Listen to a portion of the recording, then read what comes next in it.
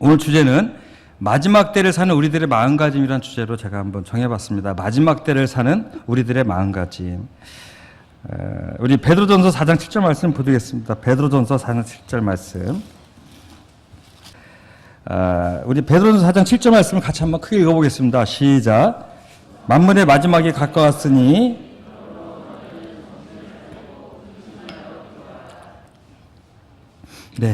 만물의 마지막이 가까웠으니 그러므로 너희는 정신을 차리고 근신하여 기도하라. 우리 히브리서 9장 6절입니다. 죄송하지만 물 한 컵만 좀 부탁드리겠습니다. 히브리서 9장 6절입니다. 우리 같이 여기다 한번 읽어보겠습니다. 히브리서 9장 26절, 죄송합니다. 9장 26절 같이 한번 읽어보겠습니다. 시작.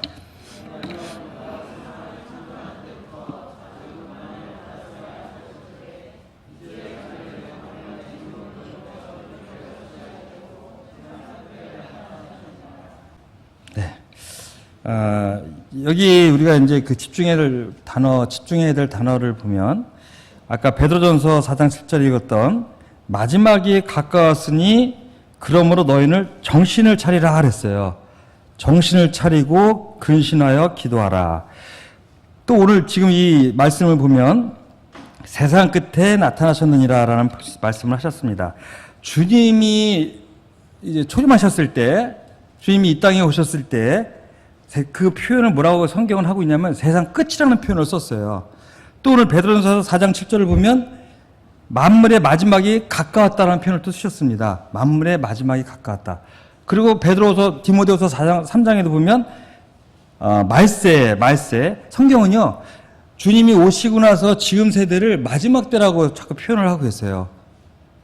근데 성경은 이 마지막을 사는 우리들에게 또 2000년 전에 초대교회 성도들에게도 뭐라고 얘기했냐면 정신 차리라고 얘기했어요. 정신 차리라. 그리고 기도해라라고 말씀을 하신 것입니다. 정신 차리고 기도해라.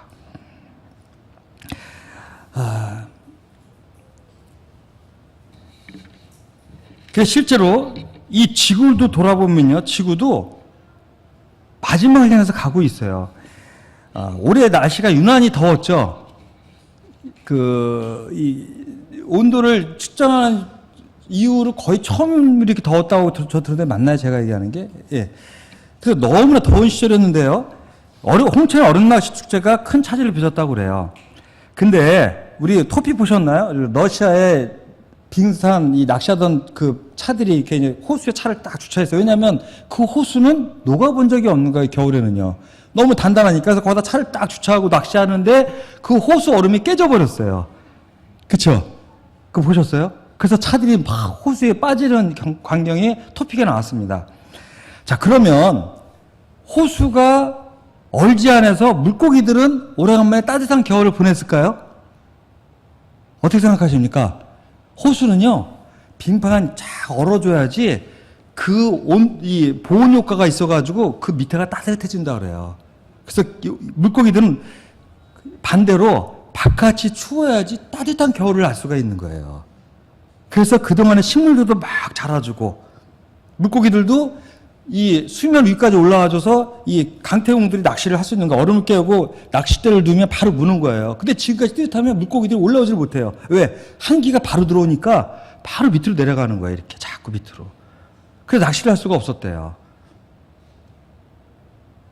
자연은요, 하나님이 주신 대로 돌아가줘야 돼요. 겨울엔 춥고 여름엔 따뜻하고. 산업도 마찬가지잖아요. 겨울에 지금 이 매트를 만드는 회사를 제가 거래처를 알고 있는 매트 회사가 있는데, 온수 매트 만드는 회사가 있는데, 그냥 그 거래처 분이 저한테 와서 그래. 그 동양 테크 어떻게 됐어? 그랬더니 망했지 뭐. 이런 표현을 써요.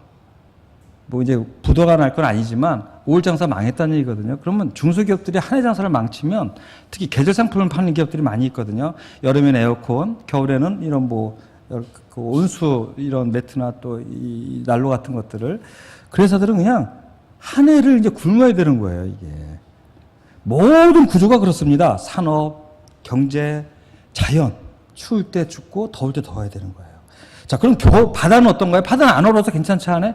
희한하게 한류가 이 차가운 기운에 있을 때 산소 공급이 된대요, 바다에는요. 바다는 크잖아요. 호수 같지가 않고. 그래서 우리가 어획량이 많은 곳이 어딘가요? 주로 보면 더운 지방, 우리가 그 TV 보면 열대야 이 나라를 보면 막 열대어들이 막 놀잖아요. 근데 그거는 그네만 그래, 가까운 데만. 조금 더 깊이 나가 보면 아무것도 없어요. 깜깜한. 그쵸? 우리가 바닷속 한번 이렇게 들어가서 저도 본 적이 있는데 아무것도 없어요. 조금만 깊으면. 얕은 바다에만 열대어가 좀 있는 거예요. 그러면 우리 명태, 고등어 다 어디서 보나? 고등어가 가장 좋은 데가 어디입니까? 저 북유럽이에요. 그린란드에 가까운. 거기서 뉴질랜드산이 노르웨이산이 가장 A급을 치는 거 아시죠? 이 고등어. 추운 지방이잖아요. 추워야지 어획량도 많은 거예요, 이게. 그러면 지금 우리 이 동해나 서해나 이런 데는 어떻습니까? 제주도는 어떤가요? 지금 제주도 해초들은요, 녹아내리고 있다고 그래요. 그래서 식물들이 자라지 못하는 거예요. 그 식물들이 풍성해져야지 고기들이 많이 먹는데. 이 녹아내리는 현상, 그것을 무슨 갯내림인가 그런 단어가 있더라고요. 이 해초들이 녹아내려가지고 물고기들이 먹을 게 없는 거예요, 지금. 제주도도 그렇다고 그래요. 황량해지고 있는 거죠. 사막화가 된다는 표현을 써요, 사막화. 그래서 해수, 그 다음에 이게 참, 하나님은 이렇게 순환되게 하셨는데, 제가 재미난 것을 신문기사에서 봤습니다. 지금 지구는요, 1초에 18.5발의 폭탄이 터지고 있는데, 어떤 폭탄인지 아십니까?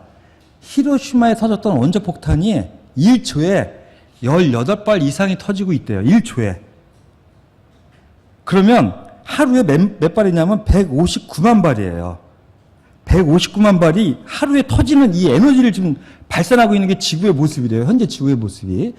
근데 다행히도 93%를 바다가 흡수해준대요. 바다가.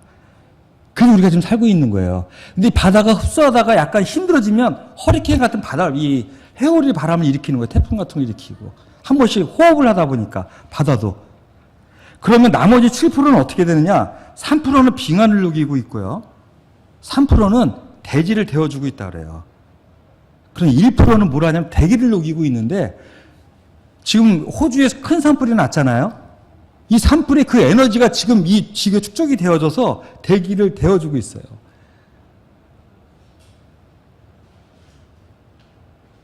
이게 보통 심각한 게 아니에요.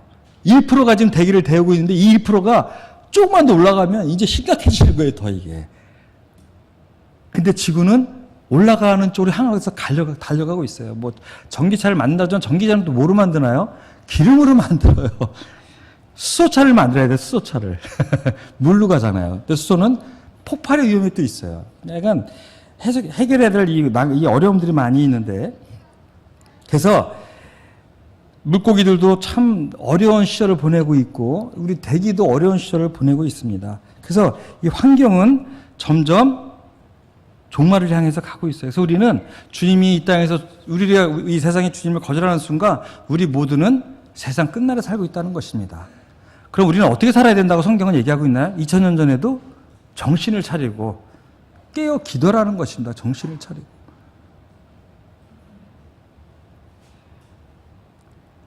우리 누가복음 21장 말씀을 한번 보시겠습니다. 누가복음 21장을 보시면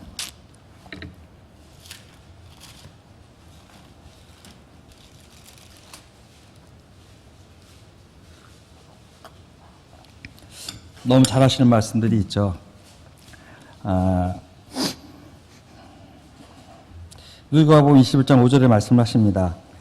5절에 제가 한번 읽어보겠습니다. 어떤 사람들이 성전을 가리켜 그 아름다움과 돌과 헌물로 꾸민 것을 말하며 예수께서 이르시되 너희 보는 이것들이 날이 이르면 21장 6절입니다. 너희 보는 이것들이 날이 이르면 돈 하나도 돌려 남지 않고 다 무너뜨려지리라.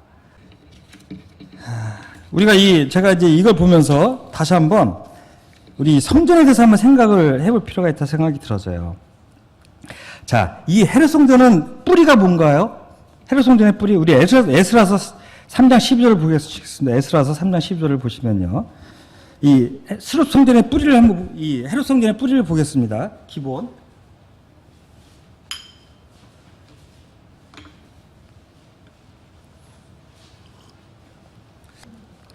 자, 에스라서 3장 12절에 보시면 제사장들과 레위 사람들과 나이 많은 족장들은 첫 성전을 보았으므로 이제 이 성전의 기초가 놓임을 보고 대성통곡하였으니 여러 사람은 기쁨으로 크게 함성을 지르니. 참 재미있는 표현들이 많이 나와요.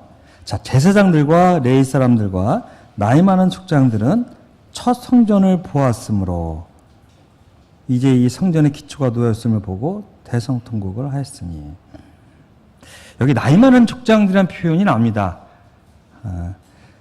그 다음에 첫 성전을 그들이 보았는데 이게 레스라서는 뭐죠?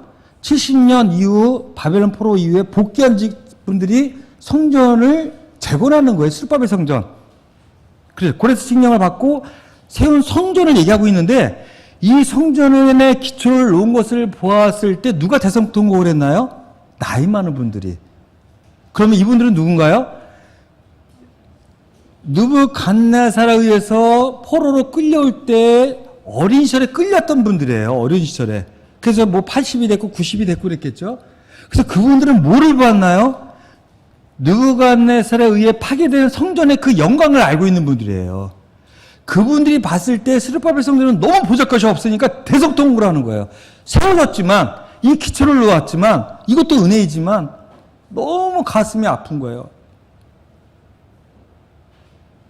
너무나. 야, 이게 뭐야?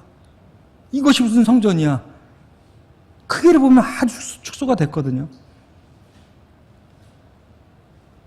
그러나 젊은 분들이나 또 한편으로는 이거라도 어디야 하면서 그 후반이 나오는 거야. 대성곡하였으나 여러 사람은 기쁨으로 크게 함성을 지르니. 출생부터 포로 때 태어난 분들은 성전을 몰랐어요. 막연히 듣기만 하던 그 성전의 기초를 놓으니 감동이 되는 거예요. 감동이. 그래서 감동을 막 좋아했던 거예요. 모든 분들이. 또 나이 든 분들도 뒤늦게 그래 이게 어디야. 여기 하나님이 계시니 하고 감동을 받고 같이 기뻐했겠죠. 제가 이 말씀을 드리냐면 헤롯 성전은요. 헤롯이 잘 아시는 대로 유대인들에게 환심을 사기 위해서 헤롯은 이두메인이에요. 에돔 사람이에요. 이 마카비에 의해서 유다 남쪽까지 끌려왔던 그 에돔인들을 같이 이렇게 혼합이 돼버렸어요. 그냥 흡수가 돼버린 거예요. 유대인 중에. 그러나 어쨌든 알았던 거예요. 너는 이 너는 에돔인들이지. 이런 어떤 그런 가시와 열등감 때문에 헤롯은 유대인들의 한심을 사기 위해서 헤롯 성전을 호화롭게 졌어요. 아주 호화롭게. 근데 그 뿌리가 뭡니까? 스룹바벨 성전이에요. 거기에 중축을 한 거예요. 중축. 나중에 완공이 된다면은 이 스룹바벨 성전은 온데간데 없이 흔적도 없어졌다고 그래요. 너무 잘 져놔갖고.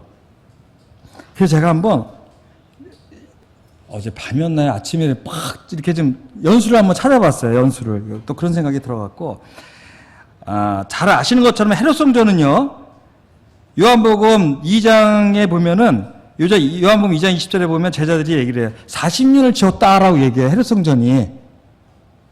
46년. 근데 이건 완공이 안 됐을 때예요. 주전 19년 전부터 착공을 시작했어요. 착공을 시작해서 주님이 오셨을 때 공생이 30년이니까 거의 40년 넘었을 때 항상 짓고 있는 성전을 본 거예요. 제자들과 주님이. 완성이 안 된 거예요. 언제 완성이 됐죠? 역사가들에 의하면 AD 60년경에 완공이 됐다고 그래요. 62년에서 64년쯤에.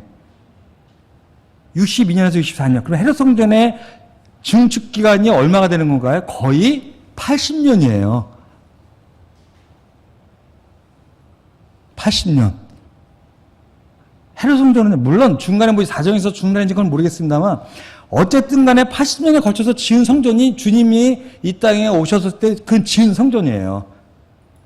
그러면 솔로몬 성전은 몇 년에 걸쳐서 졌을까요? 5년에 걸쳐서 졌어요. 7년. 정확하게 그 열왕기상 6장에 보면 7년의 표현이 나오는데 근데 이 성전이 왜 7년이냐면 다윗이 모든 준비를 다 해놨어요. 그래서 바로 공사에 들어갈 수 있었기 때문에 7년이지 다윗이 아버지가 그걸 준비 안 해놨다면 솔로몬이 더 긴 시간이 필요했는지도 몰라요. 그럼 뭐 한 10년, 10몇 년 걸렸겠죠? 우리 출애굽기 40장을 한번 보시겠습니다. 출애굽기 40장을 보시면요.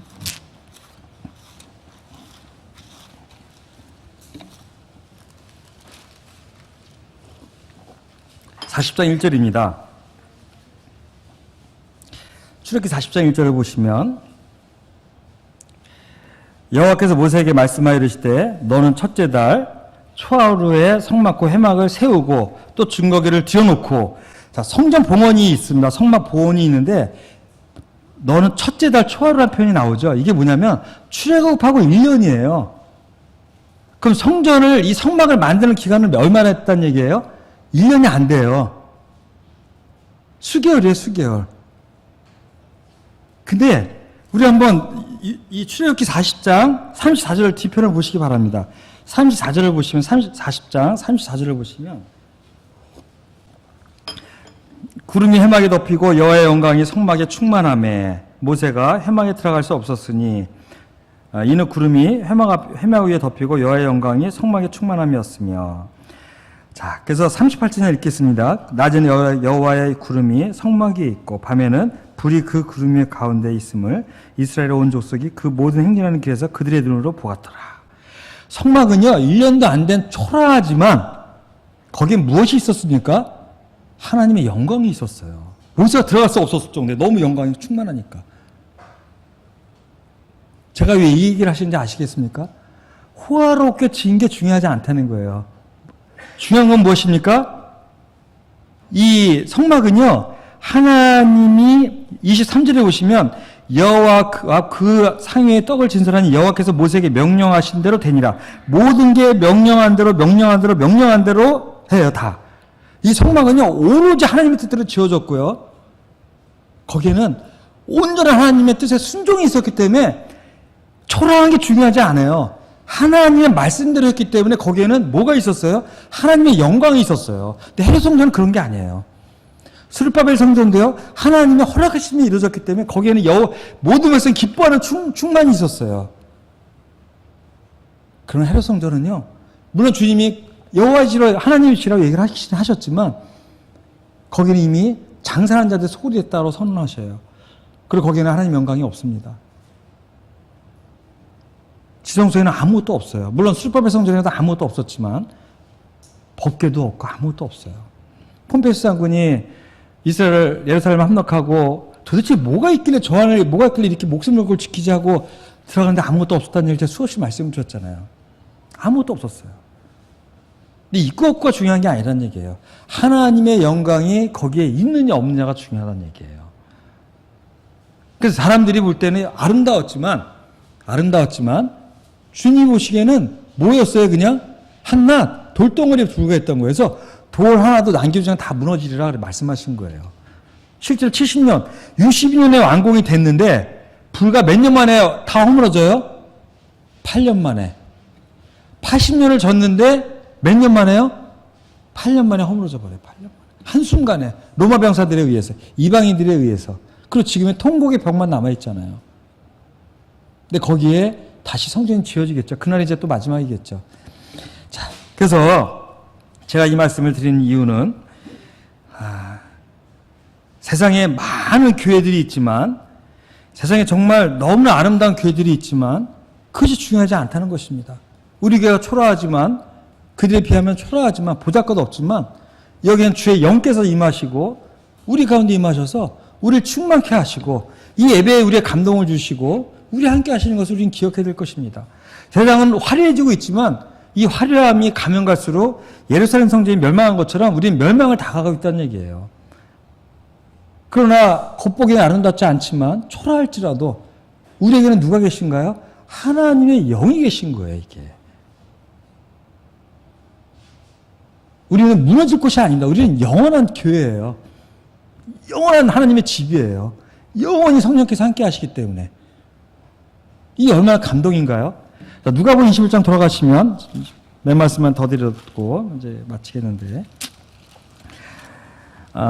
우리가 또 보면은 참 또 기가 막힌 말씀을 하죠. 이 성전이 무너질 것. 자, 우리 바이블 리처에도 많이 들으셨지만 예루살렘 성전과 성곽이 무너지는 것은 무엇을 의미한다고 그랬죠? 이 사람들에게는 멸망을 얘기해요. 멸망. 가치가 향사. 근데 예루살렘 성전은 AD 70년에 무너졌어요. 그러나 멸망은 아직 오지 않았어요. 그러나 멸망의 때라는 건 맞다는 얘기예요. 멸망의 때. 멸망을 향해서 가고 있다는 얘기예요. 자, 그 다음에 뭐라고 말씀하시나요? 8절에 보시면 7절에 물어봤어요. 제자들이요. 그들이 물어 이르되 선생님이여 그러면 어느 때 이런 일이 있겠사오며 이런 일이 일어날 때 이런 날을 할 때 무슨 징조가 있사오리까. 8절 이르시되 미혹을 받지 않도록 주의하라. 많은 사람이 내 이름으로 와서 이르되 내가 그러하며 때가 가까이 왔다 하겠으나 그들을 따르지 말라. 자, 어쨌든 간에 주님은 전제하셔서 내가 죽으면 이 땅에 누가 있다고요? 내 이름으로 너희를 미혹하는 자들이 수없이 일어날 것이다. 그러나 미혹되지 말라. 저는 이 말을 수없이 읽었지만 너무 새로웠어요. 오늘, 어저께. 어쩜 이렇게 전제하실까? 주님은요, 대단하신 분인 거예요. 사람들이 가짜 흉내를 내지만 뭐를 가짜 흉내 내나요? 뭐 보잘것 없는 거 가짜 흉낼 필요가 없잖아요.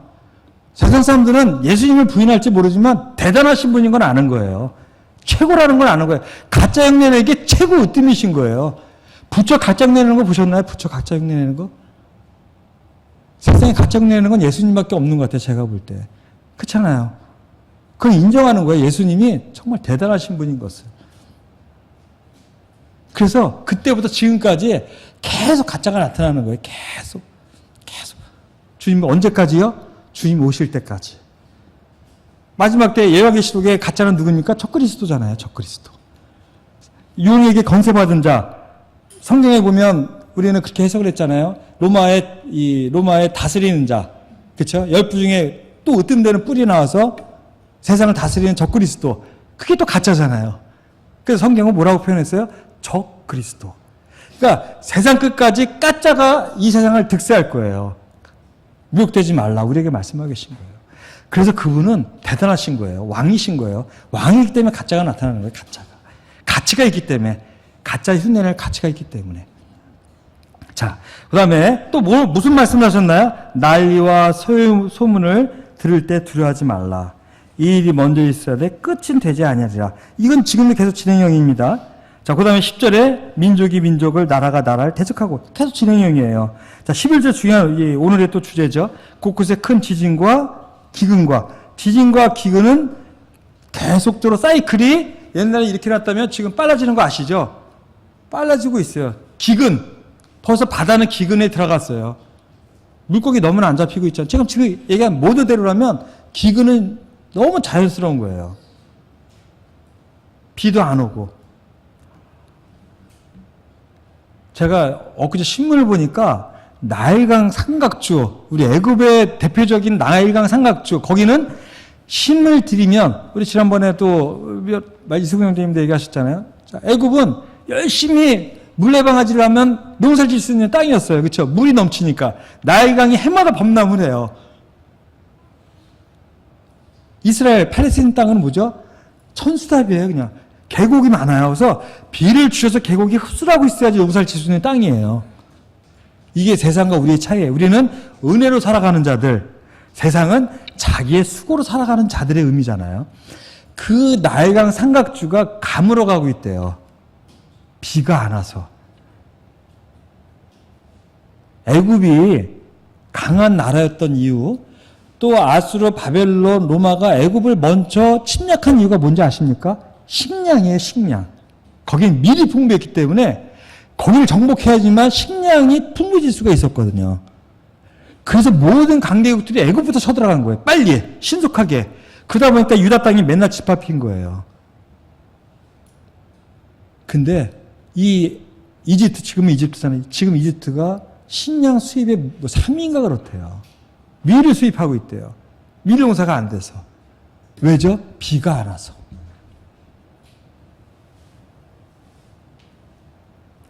이제 성경은 애굽을 얘기하면 이집트를 얘기하면 안 돼요. 그래서 성경은 뭐라고 했냐면 그가 가장 미약한 나라가 되리라. 그렇죠? 기억나시죠? 예. 미약한 나라가 됐지. 미약한 나라로 살아가고 있습니다. 식량까지 수입할 정도로 그나마 가장 강점이었던 밀까지 이제 수입하는 나라가 됐다라고 얘기를 해요. 이 발효빵, 우리가 많이 먹는 발효빵의 시작이 어디냐면 이집트예요. 누룩을 넣어서 발효시킨 빵.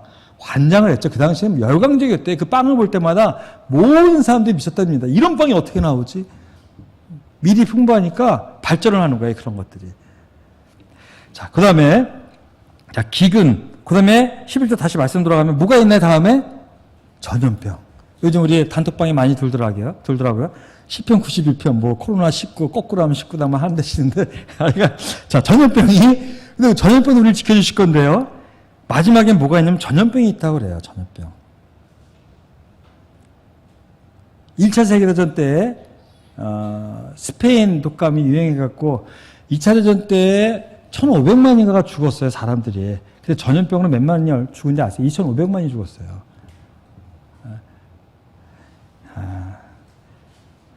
근데 이제 전염병이 더 무서운 이유가 무엇입니까? 세계는 하나이기 때문이에요. 그쵸? 확산 속도가 너무 빠르다는 얘기예요. 비행기 타고 가잖아요, 막. 전염병을 날라줘요, 비행기들이. 그쵸? 자, 그래서 전염병은 이제 한 지역의 문제가 아닌 것입니다.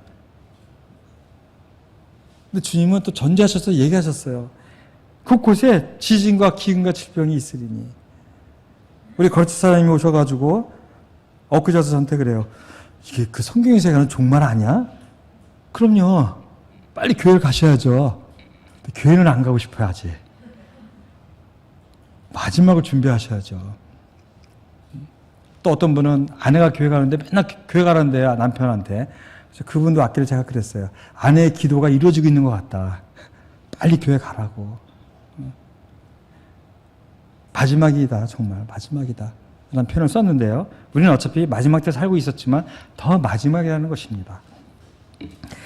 자, 그래서 전염병이 있고 또 무서운 일과 하늘로부터 큰 징조들이 있으리라. 그래서 우리가 이럴 때일수록 마음을 굳게 잡고 과연 정말 세상의 환경이 중요한 게 아니라 하나님 우리에게 무엇을 말씀하시는지 이럴 때 우리가 어떻게 살아야 되는지를 다시 한번 돌아볼 때라는 것입니다. 나는 어떻게 살아야 되는가? 내가 어떻게 정신을 차리고 기도해야 되는가? 마지막 때 나는 무엇을 해야 되는가? 혹시 이 가운데 아직 주님을 영접하지 않은 분이 있더라면 정말 세상은 마지막을 향해 가고 있네. 그럼 내가 무엇을 해야 되는가? 우리 미가서 4장 5절 말씀을 보겠습니다. 미가서 4장 5절을 보시면 만민이 각각 자기의 신의 이름을 의지하여 행하되 오직 우리는 우리 하나님 여호와의 이름을 의지하여 영원히 행하리로다. 저는 이 말씀 얼마나 감동이 되는지 몰라요. 각각 자기의 신들이 있어요. 뭐 건강을 챙기고 마스크를 더 좋은 거를 끼고 더 좋은 거를 먹고 뭐 여러 신을 부르겠죠. 자기가 의지하는 것들을 부르겠죠. 그러나 우리는 누구를 의지하나요?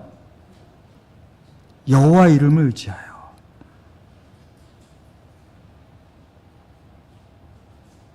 저는 제 개인적으로 이렇게 큐티장이나 이글장에 쓸 때 하나님이라는 표현을 이렇게 큐자가 있어요. 이게 우리가 그전부터 그 습관을 갖고 표시를 하거든요. 왜냐하면 기니까 단축만을 썼거든요. 근데 어느 날 갑자기 제 이 표현이 부담이 되기 시작했어요. 옛날에 구약의 백성들은 여호와라는 말을 나올 때마다 다시 목욕을 하고 깨끗한 복장을 하고 다시 썼대는데 나는 그 길어서 줄임말 쓰고 있는 게 제가 마음에 이게 잘하고 있는 건가?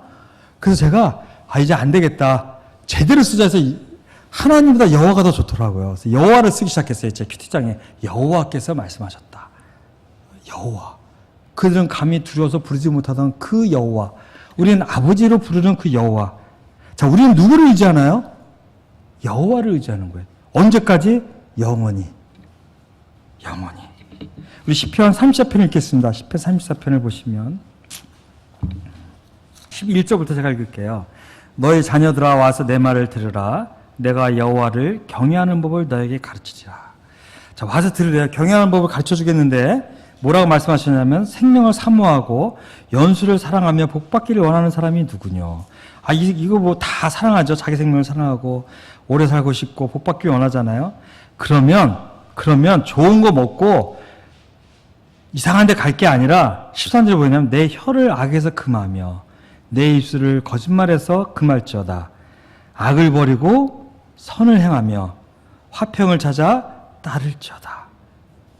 여호와의 눈은 의인을 향하시고 그의 귀는 그들의 부르짖음에 기울이시는 도다. 세상의 어떤 것들도 내 생명과 내 연수를 보장해 주지 않습니다. 우리 건강의 비결은 생명을 사랑하시는 분들이라면 더 여호와 앞에 나오셔야 돼요. 그리고 그의 얼굴이 나를 향할 수 있도록 부르짖어야 되는 것입니다. 여호와여, 여호와여.